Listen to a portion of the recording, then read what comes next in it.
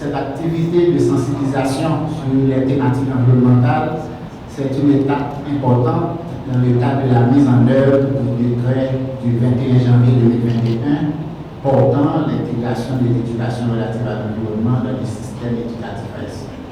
Dans cette perspective, le ministère de l'Environnement lance aujourd'hui ce concours afin de mobiliser le grand public, plus particulièrement de sensibiliser les élèves de NSD, NS4 qui seront impliqués autour de la promotion des valeurs environnementales. Des jeunes universitaires participeront aux membres des différents jurys qui seront constitués à travers 10 départements du pays. Tout de suite après ce lancement, un formulaire d'inscription sera disponible en ligne à travers le site internet du ministère et également en supporture au niveau des directions départementales. Pour le bon déroulement de la compétition, chaque département réalisera sa compétition pour élire ses 2 équipes gagnantes. Chaque établissement inscrira une équipe de 5 membres hétérogènes constitués dans les classes ciblées. Chaque équipe portera un nom faisant référence à un site écologique spécifique à Haïti.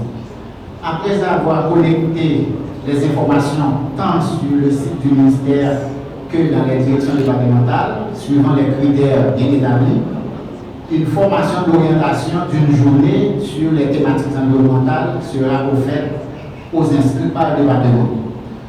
Dans le cadre de ce tournoi, 16 équipes seront sélectionnées par le département après les séances de formation.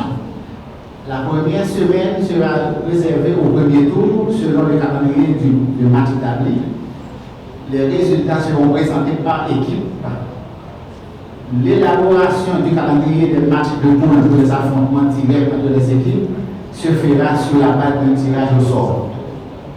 La majorité des questions seront inspirées des textes du magazine du ministère de l'Environnement, Caleçon Rouge. Les questions qui seront d'une trentaine ou d'une cinquantaine par tour seront renforcées par d'autres thématiques environnementales telles que le changement climatique, de l'eau, l'éco-citoyenneté, la biodiversité et la gestion des déchets. Des questions peuvent être sous forme de choix multiples, des questions fermées. Le premier tour sera consacré à l'élimination des 8 dernières équipes au niveau départemental.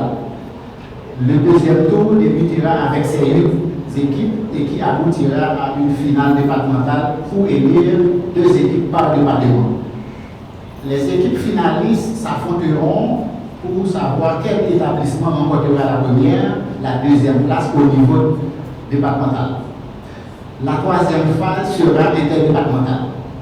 Cette phase va se dérouler au niveau des 3 régions reparties: Grand Nord, Nord-Est, Nord, Nord-Ouest, Grand Sud, Sud-Est, NIP, Sud, Grand Est. La région Ouest, Centre, Antibonite. Pour la région du Grand Sud, qui est constituée de 4 départements, 2 équipes seront qualifiées pour les demi-finales. Ensuite, l'équipe championne du Grand Nord affrontera en demi-finale une des 2 équipes de la région du Grand Sud et l'équipe championne de la région Ouest Centre Antibonite affrontera l'autre équipe de la région Sud. Les 2 gagnants se rencontreront en finale afin de déterminer le champion de la 2e édition. Un petit final aura lieu pour déterminer la 3e place entre les 2 perdants des 2 finales. Dans l'optique de récompenser les établissements champions pour leur détermination et leur dévouement d'acquérir des connaissances relatives aux bonnes pratiques environnementales, des primes seront octroyées depuis la phase départementale jusqu'au niveau national. Le concours tiendra entre 7 et 9 semaines, soit à partir d'aujourd'hui et jusqu'à fin du mois d'octobre 2023. Je vous encourage donc à vous inscrire pour donner beaucoup d'ampleur à cet événement. Je vous remercie.